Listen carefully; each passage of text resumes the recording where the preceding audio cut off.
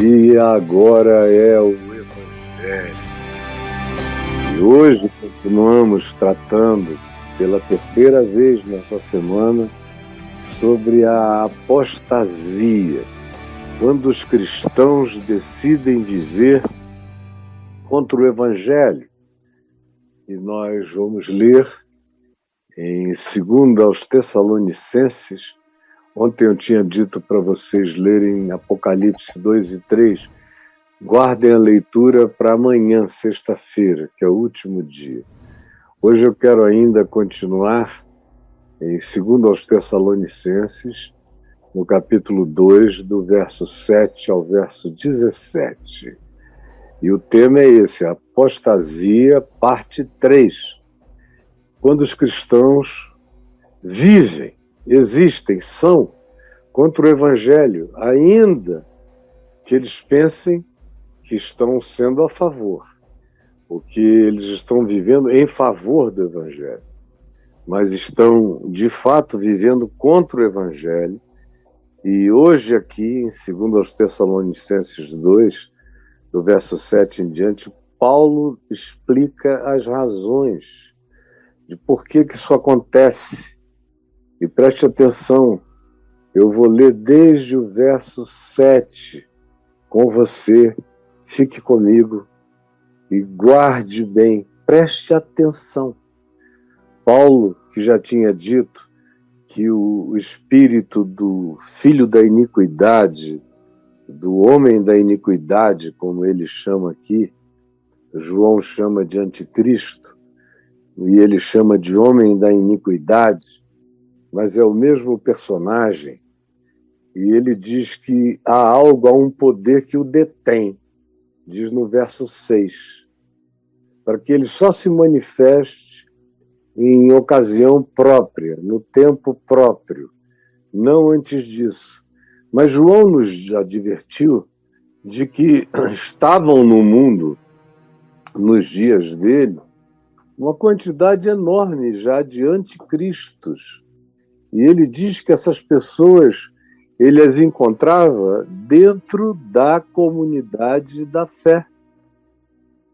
Dentro da comunidade da fé. Ele não estava falando de gente fora. João, na primeira epístola, e em todas as alusões dele, está falando de gente que ele diz eram dos nossos, saíram do nosso meio e foram se tornando seres do engano, seres do não evangelho, até do anti-evangelho, e foram divulgando isso. E uma quantidade grande de pessoas, João diz nos dias dele, no primeiro século, uma quantidade grande de pessoas prefere essa semelhança que não é, prefere essa coisa que parece, mas não é, que usa o nome de Jesus, que usa as expressões do Evangelho, mas não é, nega os fundamentos, as essências, cria uma casca grossa, tosca, rude, com slogans, com clichês, com nomes, com nomenclaturas do Evangelho, só que não parece, mas não é Evangelho de Jesus. E João disse, já estão entre nós. Você imagina, isso foi no primeiro século. Hoje a gente está aqui, 17 séculos depois daquilo, 20 séculos depois daquilo. E o que acontece?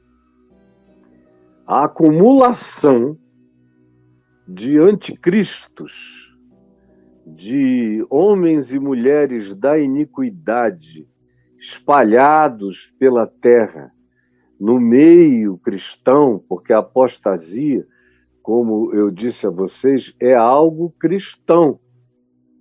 A apostasia não acontece no Senado romano, não é apostasia no parlamento inglês, não é apostasia no Capitólio americano, É a apostasia que vem, antes de tudo, dos núcleos, chamados núcleos da fé, de preservação, de ensino, de pedagogia do Evangelho. É nesse ambiente que João denunciou, no ambiente da comunidade da fé. Ele disse: vocês não veem os homens de iniquidade que estão aí no meio de vocês? Ele chega a mencionar um deles, chamado Diótrefes, que não deixava o Evangelho chegar na mente nem na percepção de ninguém naquela comunidade. Ele barrava, ele pegava, ele distorcia, ele impedia. Isso era no berçário da apostasia. Agora, hoje a gente está num covil de apostasia, num tártaros de apostasia infernosa, cercando a comunidade da fé no mundo inteiro, em todos os lugares. Aonde tem declaração cristã de fé, tem gente, pouca gente santa, limpa, justa, piedosa, amorosa, compassiva. São os poucos que não dobraram os joelhos a Baal. Mas a grande maioria segue no fluxo da loucura, sem nenhum espírito bereano, que em Atos diz que era aquele grupo, aquela cidade, aquelas pessoas que liam nas escrituras do Velho Testamento se o que os apóstolos diziam sobre o cumprimento delas em Jesus fazia sentido. Por isso eles são elogiados, porque nunca foram enganados. Tinham o parâmetro e não o abandonaram. O parâmetro era ver se Jesus era o cumprimento daquelas promessas, e eles concluíram que era. E, portanto, mantiveram-se firmes.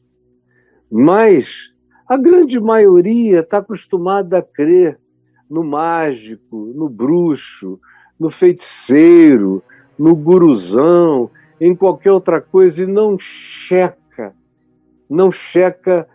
Paulo fala aqui nas tradições, porque eles não tinham texto escrito, eles só tinham mensagem oral, como eu faço questão de reprisar, de repetir. Tinha que ser mantida uma oralidade limpa, contínua, ortodoxa, no sentido de continuar em linha reta, a mesma consciência, o mesmo ensino. Se eles tivessem já os 4 evangelhos, Paulo iria dizer para eles se manterem nas fronteiras dos evangelhos. Como eles não tinham nada, só a primeira carta de Paulo aos Tessalonicenses, não tinha escritura do Novo Testamento nenhuma, nem Paulo imaginava que aquela carta seria considerada uma escritura a ser lida em pé de igualdade com Isaías, Jeremias e os profetas do Velho Testamento. Ele só diz: mantenham a oralidade, a tradição oral intacta, conforme Jesus falou e conforme foi repetido e conforme eu entreguei a vocês. Com todo cuidado, mantenham. Mas a maioria simplesmente ia conforme a manifestação da última euforia, da última moda, do último mover,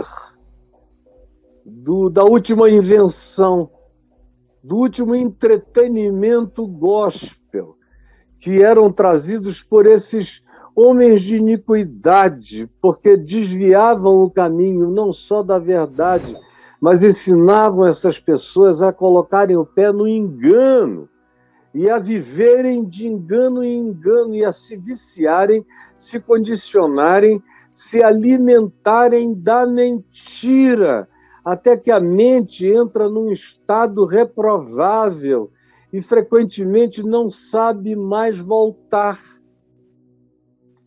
Paulo diz: com efeito, o mistério da iniquidade, porque é um mistério Como é que, diante de tanta verdade límpida, a iniquidade penetra sorrateira com seu engano e as pessoas absorvem, como se estivessem com sede de mentira. Com efeito, o mistério da iniquidade já opera. Já opera, Paulo diz. E aguarda somente que seja afastado aquele que é um poder, descrito aqui de modo impessoal, aquele que agora o detém, essa força divina, esse poder divino, esse impedimento, esse bloqueio, esse travamento que Deus colocou na manifestação absoluta do homem da iniquidade. Ainda tem alguma coisa bloqueando. Paulo diz, mas vai chegar uma hora em que o desbloqueio vai acontecer. E se no tempo em que ainda tem bloqueio, as pessoas são levadas com essa facilidade tão louca, tão absurda, frequentemente até com essa preferência pelo engano, pelo erro, pela mentira, pela burrice ensinada em nome de Deus, imagina quando o bloqueio for tirado, quando tudo for desbloqueado, quando a mente ficar como uma esponja absoluta para sorver o engano total. Meu Deus, que crentes, que cristãos serão esses que terão aparência de piedade, mas negarão o poder de Deus nas suas vidas de todos os modos. Terão todos os jargões da fé, mas todas as negações das manifestações genuínas da obediência ao Evangelho, que é o amor de Cristo praticado entre os homens no mundo. Imaginem quando esse bloqueio for tirado. As especulações sobre que bloqueio é esse, tem gente que diz que é a igreja, tem gente que diz que é a ação do Espírito Santo, tem gente que diz que é a confissão, a presença da confissão da fé, ainda genuína, que segura isso. Podem ter mil especulações, não é importante. Não é. Só distrai a gente ficar sabendo quem é aquele que agora o detém. É Deus. É algo divino. É bloqueio divino. Tanto faz, os agentes não são necessariamente um. Aquele é Deus. E as coisas que bloqueiam são todas essas realidades conjuntas da graça de Deus operando ainda. Ainda. A palavra é ainda.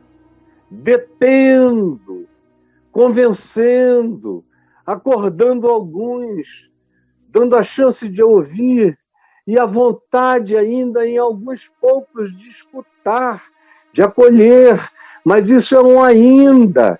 Esse tempo está acabando, esse tempo vai passar.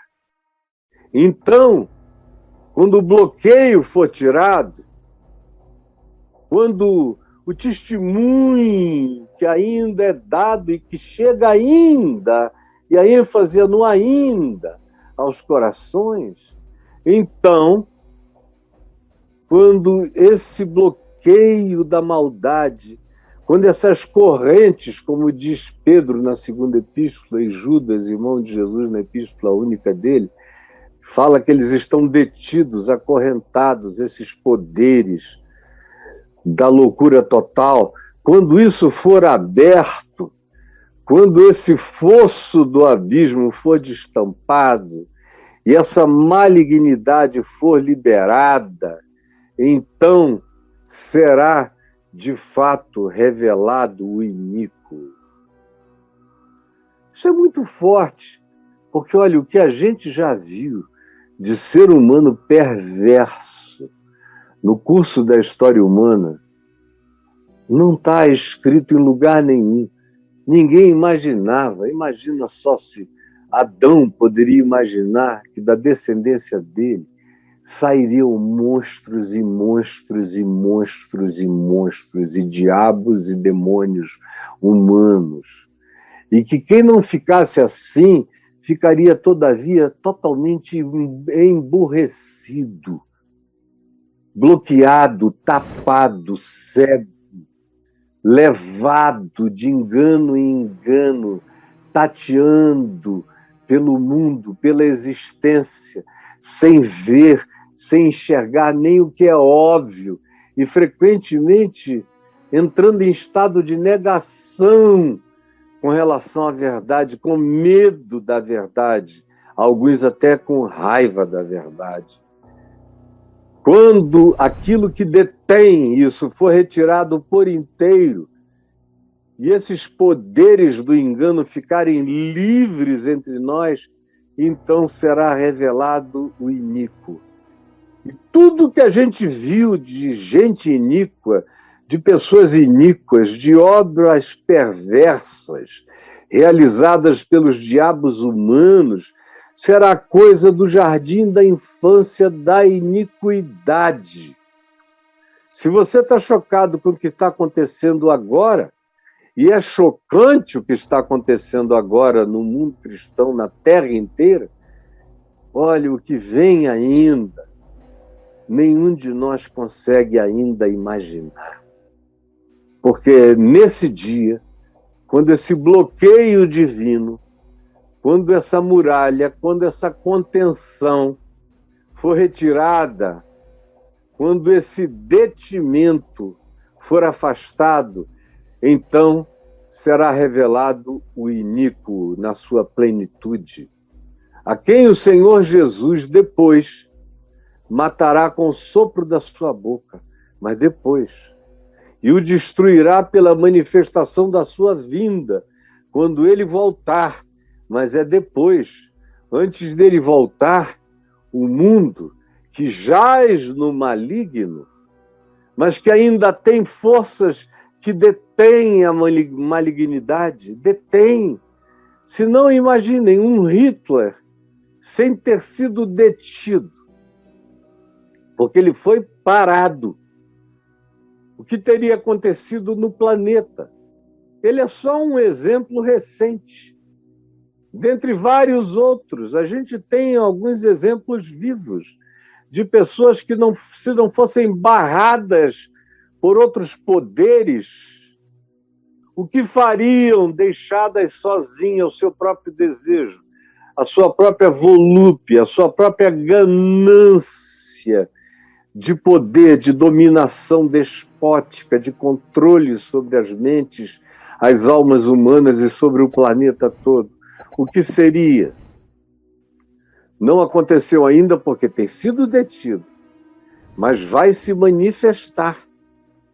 E será de um poder tão grande que não tem bomba, não tem conspiração, não tem nada que o pare, só a volta do Senhor, só a manifestação, a parousia, a vinda do Cristo vitorioso vai pará-lo. Do contrário, não haverá na terra nenhum poder que a ele possa fazer objeção à altura. Não há nada que possa enfrentá-lo quando chegar esse dia. E ele engolir a alma de todos, de modo que cada cristão se tornará um filho do engano, exceto uns poucos.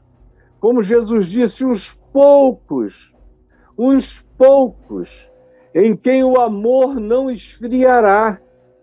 Mas nos outros todos a iniquidade vai tomar conta de tudo, e o homem da iniquidade vai ser entronizado em tudo, e o coração vai perder toda e qualquer chance de discernimento. E aí se manifestará em plenitude a iniquidade que está presente abundantemente entre nós, mas que será absolutamente encarnada numa figura, que vai encarná-la não necessariamente com ações de explícita maldade, mas, sobretudo, com ações de engano, de poder, de milagres, de prodígios, de mentiras. Como Paulo diz, ora, o aparecimento, a revelação desse iníquo, desse ser diabo, encarnação de todo o ódio, de toda a perversidade humana, ele que será o suprassumo de todas as maldades que já apareceram sobre a terra, que terão nele sua síntese de Satanás, ele vai se manifestar com a eficácia de Satanás. Essa é uma palavra muito forte. A eficácia desse que é o opositor de todo bem, de todo amor, de toda graça, de toda compaixão, de toda misericórdia, de toda solidariedade, de todo e qualquer espírito de socorro, de mutualidade. Ele vai destruir isso tudo do mundo que restou, exceto no coração de uns poucos, nos quais o amor vai ser mantido, como aquela chama das virgens nécias, que não se apagará no coração de uns poucos. A maioria vai abraçar a escuridão e se manifestará o iníquo, segundo a eficácia, segundo a inteligência, segundo o poder operativo de Satanás, com todo o dunamis, com todo o poder, com toda a capacidade chocante, impressionante de poderes divinos, assim interpretados, na realidade, poderes sobrenaturais, incomparáveis, ou poderes técnicos, ou poderes tecnológicos, ou poderes de inteligência, ou poderes de ciência, ou poderes de conhecimento, ou poderes de revelação de mistérios que ninguém podia imaginar que se saberia. O fato é que ele chega com a eficácia de Satanás, segundo o seu poder, que não são poderes de chifre, nem de capirotice, mas de anjos de luz.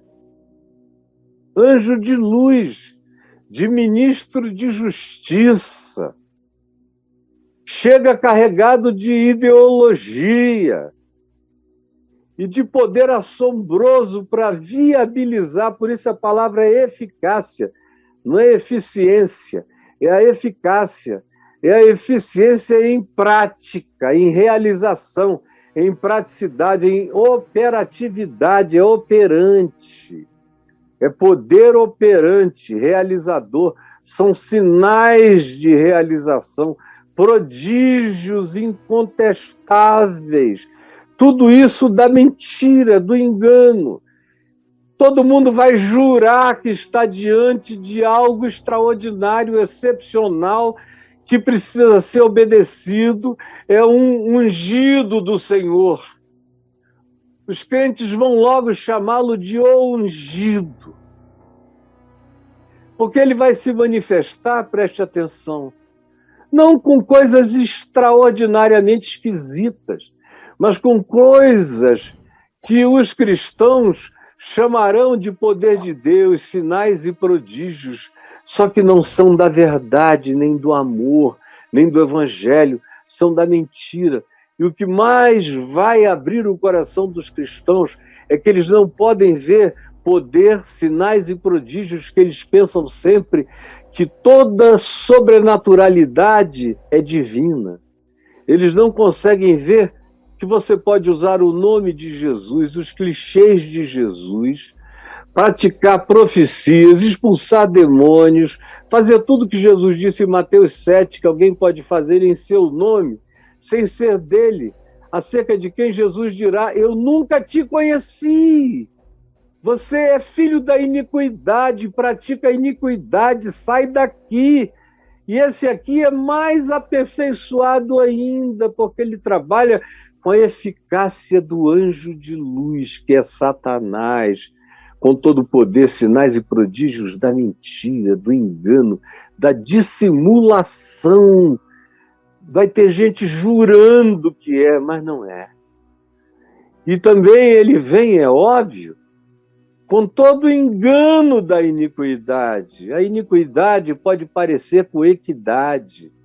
A justiça pode ser vestida de injustiça com a maior facilidade. Nesses dias, um dos instrumentos que mais facilitam a gente a ser enganado são as tecnicalidades da justiça. A justiça não busca justiça, ela busca tecnicalidades que sejam amarradas de maneira coerente. Por isso existem tantos advogados de defesa que são capazes de libertar o próprio Satanás. Tamanhos são os argumentos e as injunções e as amarrações de tecnicalidades de justiça, entre aspas, que são as verdadeiras injustiças de fato.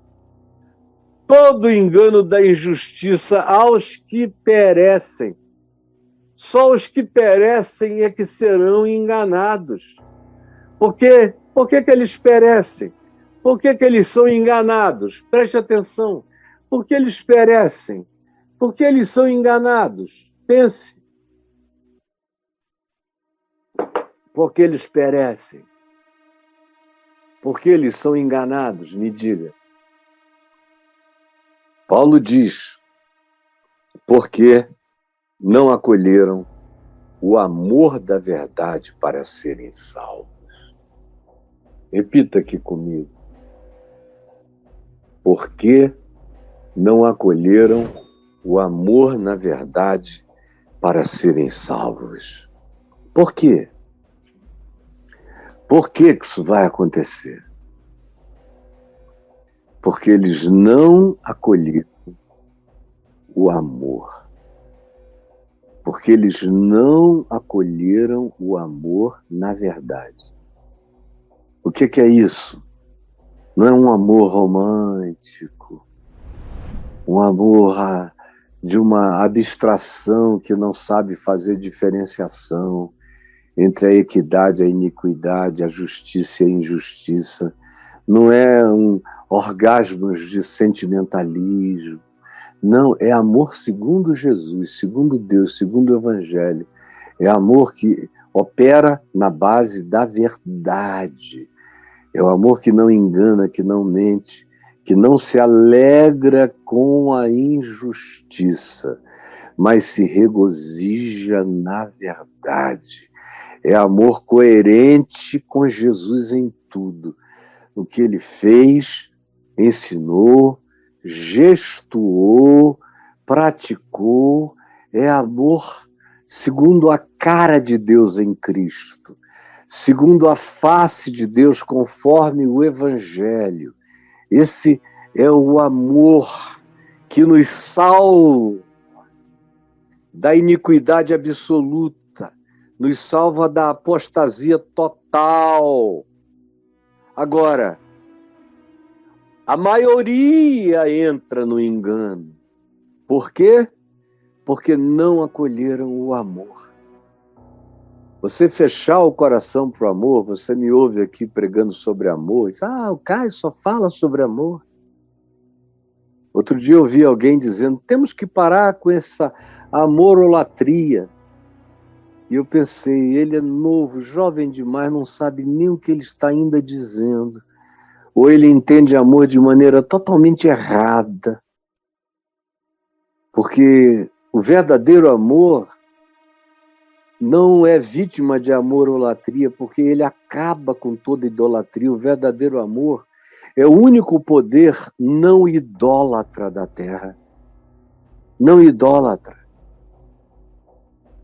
Mas quando a gente não acolhe o amor segundo Cristo, segundo o Evangelho, segundo as práticas, as vivências e o ensino de Jesus totalmente, quando a gente bloqueia isso, você bloqueia o amor de Deus, que só é liberado através do amor ao próximo, seja quem seja o próximo, mesmo o pior próximo, mesmo o maior antagonista. O amor de Deus só se estabelece quando a gente é capaz de amar não os inimigos, quando o nosso coração fica cheio dessa consciência de que amar é um privilégio.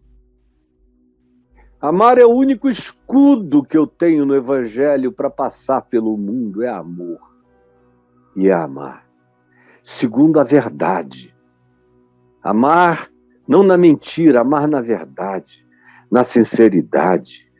Segundo os conteúdos do que seja amor praticado por Jesus. Esses que foram enganados, que são a maioria absoluta, que se tornaram os apóstatas do engano, da ilusão, da miragem, são os que não acolheram o amor da verdade para serem salvos. E é por este motivo, que é um motivo terrível, você ficar todo dia ouvindo a palavra, como vocês aqui, todo dia, ouvindo a palavra, todo dia ouvindo a palavra. Tem gente que vem aqui, ouve a palavra e vai embora para falar mal da palavra que ouviu. Não sabe o mal que você está fazendo. Não sabe o mal que pratica contra si mesmo, correndo o risco de ficar cauterizado. Não venha aqui não, é um conselho que eu te dou para o bem da sua própria alma, não venha aqui. Se você vem aqui só para ver o que eu estou pregando, para sair por aí tentando desconstruir essa palavra, como ela é verdade, e disso eu dou a minha vida como validação, embora não seja preciso, porque Jesus já deu a dele, mas eu estou disposto a entregar a minha, porque eu não estou aqui brincando de Evangelho de Cristo, e você sai daqui para tentar corromper o que eu disse, sua mente vai ficando réproba quanto à fé. Se torna cauterizada. Depois de um tempo, você se torna insensível. Você perde toda a chance de retroagir. Pode chegar uma hora que você queira, porque constatou, quem sabe, tarde demais, que se enfiou no maior engano possível. Mas já não tem volta, é point of no return para algumas pessoas. Foi por este motivo, e essa é a razão, Paulo diz em Romanos 1, 16, 17, que são pessoas que detêm a verdade em favor da injustiça. Elas param, elas obstaculam, elas mentem, elas bloqueiam a verdade, o que poderia ser a salvação, a libertação, o livramento, elas impedem. Elas mentem contra a verdade em favor da injustiça, do engano. E é por este motivo que é gravíssimo você passar pelo mundo bloqueando a verdade do Evangelho. Só porque você não gosta dele para você, você não quer que ninguém o ouça, que ninguém o internalize, que ninguém o pratique. É por este motivo que Deus lhes manda, lhes envia a operação do erro. É Deus quem manda, é Deus quem envia. Depois de anos e anos, milênios de testemunho da verdade, e geração após geração, os corações bloqueados durante toda a civilização humana, durante a visitação de Deus em Cristo na terra, durante todo esse tempo de testemunho intenso do Espírito Santo no coração das pessoas. No entanto, elas bloqueiam a palavra, elas não praticam o amor da verdade para serem salvas, para a vida eterna, para a graça de Deus, para o amor de Deus. Ao contrário, elas fazem opção pela existência que jaz no maligno, no ódio, na corrupção, na indiferença, na maldade, na perversidade, nas aulas de morte. E esse é um motivo idêntico ao de Satanás, que tendo tido acesso a Deus, sendo supostamente, como diz a tradição cristã, ou a tradição da teologia cristã, que é só uma tradição, não tem nada explícito a esse respeito, sendo, todavia, segundo as maiores e as mais comuns interpretações, um querubim da guarda, um anjo de luz, vendo a face de Deus, se transformou num opositor, num Satanás. E o que Paulo está dizendo é que o que aconteceu com ele, a mesma síndrome de Lúcifer, vai tomar conta de quase todo mundo que a gente chama igreja, que a gente chama cristão, quase todos, porque essa não é uma palavra para Hitler, nem era para Calígula, nem para Nero, nem mais tarde para Domiciano, nem para Diocleciano, nem para os grandes opositores da igreja, não, é uma palavra para a igreja. Segundo o apóstolo João, segundo o apóstolo Paulo, segundo Jesus disse, é irmão contra irmão, é gente de dentro. É gente de dentro. O tempo todo Jesus disse, vigiem, porque vem de dentro. E esse é um motivo muito sério, a pessoa ter tido todas as chances de querer gostar, ser filha de Deus e não querer viver como um filho de Deus no mundo.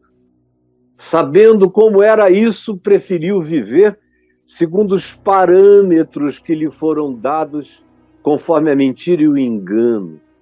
Só porque lhe foram falados em nome de Jesus e não tem desculpa, porque todo mundo tem onde checar. Por isso e por este motivo, Deus lhes envia.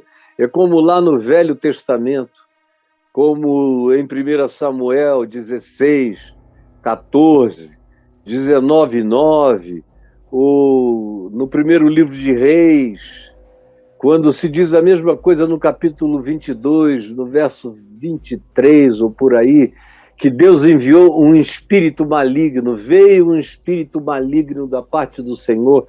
É o mesmo princípio.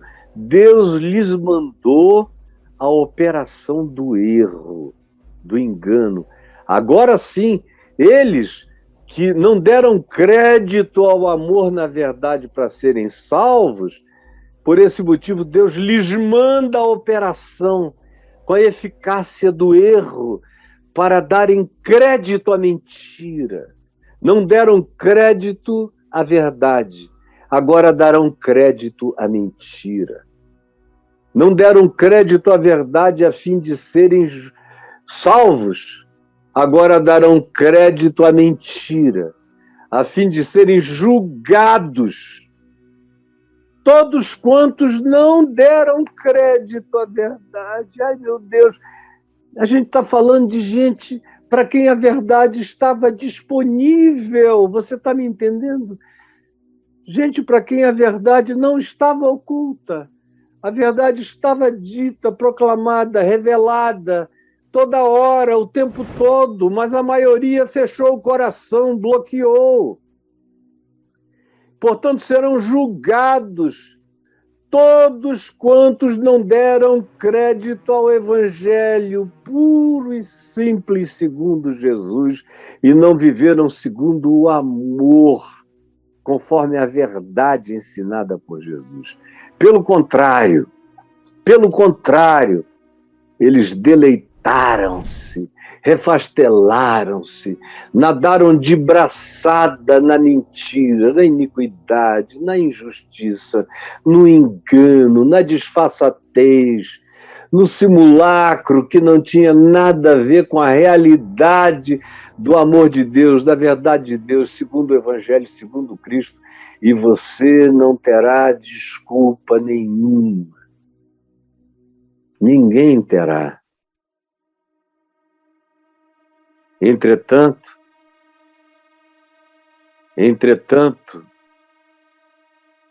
devemos sempre dar graças a Deus por aqueles irmãos, irmãs, amados, amadas, no Senhor e pelo Senhor, esses que Deus separou desde o princípio para serem porta-vozes da salvação, da graça, do Evangelho, pela santificação, pela vivência de uma vida entregue, separada para a obediência ao Evangelho de Cristo, na força, no poder do Espírito Santo, segundo a fé, na verdade vivida, ensinada e praticada por Jesus, narrada nos Evangelhos e no testemunho dos apóstolos. Eu dou graças a Deus por esses poucos que amaram o amor na verdade e não se deleitaram na injustiça, antes discerniram isso. E desde o princípio se mantiveram e não se deixaram enganar e não correram atrás do vento dos enganos e mantiveram o coração firme, separado, santificado no Espírito Santo, conforme a fé na verdade do Evangelho, para o que também Deus os chamou mediante o Evangelho. Paulo diz, mediante o nosso Evangelho, o meu Evangelho, segundo a minha pregação,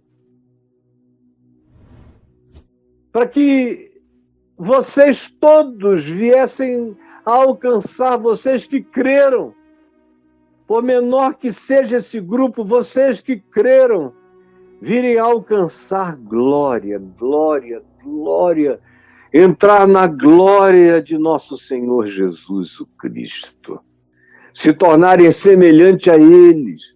Essa é a vocação da gente, é ficarmos como Cristos de Deus, no mundo cada dia mais, até que nos tornaremos absolutamente como Ele. Assim, pois, por causa disso, gente, Paulo diz, permanecei firmes, firmes. Deixem de ficar tergiversantes. Escolham logo o lado de vocês, escolham a quem vocês vão servir. Parem de ficar pesquisando no engano, no erro, como vocês fazem, procurando novas revelações. Não há novas revelações. Só há a boa nova, que é uma revelação perene, eterna. Paulo diz que se tirarem alguma coisa dela ou se acrescentarem alguma coisa a ela, essa supressão ou esse acréscimo são malignos. O Evangelho é a boa nova, a única boa nova. Ora, permanecei firmes nessa palavra, guardando o ensino de Jesus, dos apóstolos, conforme eles foram transmitidos a vocês. Hoje em dia, se diria conforme a narrativa e o ensino dos evangelhos. Conforme foram ensinados, não pela denominação de vocês, mas por Jesus, pelos apóstolos. Seja isso por palavra oral, foi transmitida a vocês, gente que falou exatamente o que Jesus ensinou, ou seja, por epístola minha, que ele estava começando a escrever epístolas, ele disse, se vocês guardarem a palavra, vocês vão ser preservados. Guardem a palavra. Essa é a preservação, é viver em amor segundo a verdade, ou seja, segundo a palavra, que foi passada a vocês, guardem-na intacta, sem supressões e sem acréscimos. Ora, nosso Senhor Jesus, o Cristo, Ele mesmo, e Deus, nosso Pai, que nos amou e nos deu eterna consolação no meio de toda essa loucura e nos encheu de esperança, de graça, por causa do favor imerecido do seu amor e da sua compaixão, que Ele mesmo, o Senhor Jesus, que o nosso Deus Pai de consolação, console os corações de vocês e os confirme hoje, agora, através de toda a prática do Evangelho, de toda a boa obra, de toda a vivência, de toda a encarnação da palavra simples, ensinada, que Ele confirme vocês através de toda a boa obra e pela afirmação do compromisso de vocês com toda a palavra revelada, que é o Evangelho, encarnado em Jesus. Eu não estou falando da Bíblia, de capa a capa. Tem muita coisa nela que Jesus e que os apóstolos disseram que caiu em obsolescência, que foi uma revelação sombra, arquetípica para um tempo e uma hora. Jesus é que é a revelação absoluta, é a expressão exata do ser de Deus, do caráter de Deus, da vontade de Deus, do que é ser humano segundo Deus, do que é ser divino conforme Deus. Em Jesus eu sei como Deus é e como eu, humano, devo ser. Ele é a plenitude de todas as coisas. Nele eu tenho tudo o que é necessário. Eu não preciso buscar nenhum conhecimento, nenhuma sabedoria de natureza espiritual fora dele. Nele estão todas as riquezas da sabedoria, do conhecimento, do entendimento, do discernimento, da percepção.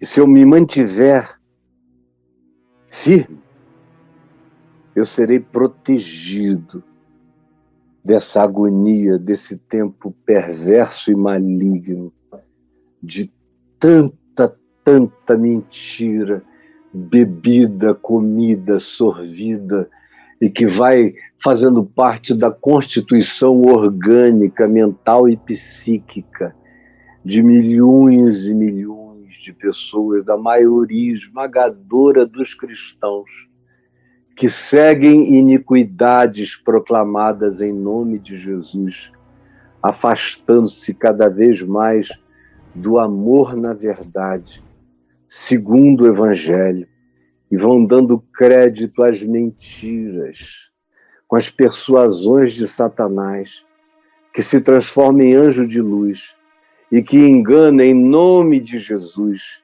e milhões e milhões e milhões que ouvem a verdade agradam-se, todavia, mais das promessas da iniquidade do que da simplicidade do convite de perseverança e compromisso com Deus e com a vida e com o próximo, segundo a verdade, conforme Jesus.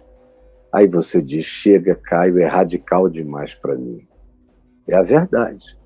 E eu a estou falando em amor, em Cristo Jesus, para que quem tem ouvidos para ouvir, ouça. Senhor Jesus, que a tua palavra se complete na mente e no coração de todo aquele que, tendo ouvidos, ouve, tendo olhos, quer ver, tendo coração, quer entender, aderir, quer absorver, quer encarnar a tua palavra, o Evangelho, andar segundo Jesus, vir após mim, como Jesus disse, andando segundo ele, andando nele, como Paulo disse, sendo imitadores de Deus em Cristo Jesus como filhos amados. Ajuda-nos a entendermos a simplicidade desse chamado e essa grande vocação. É o que eu te imploro, para que sejamos salvos da iniquidade, do homem da iniquidade, da apostasia generalizada, para que não sejamos filhos da grande meretriz do Apocalipse, filhos da besta que emerge da terra do falso profeta, mas filhos do amor na verdade, segundo Deus, conforme o Evangelho, em Cristo, em nome de Jesus. Amém, amém, amém.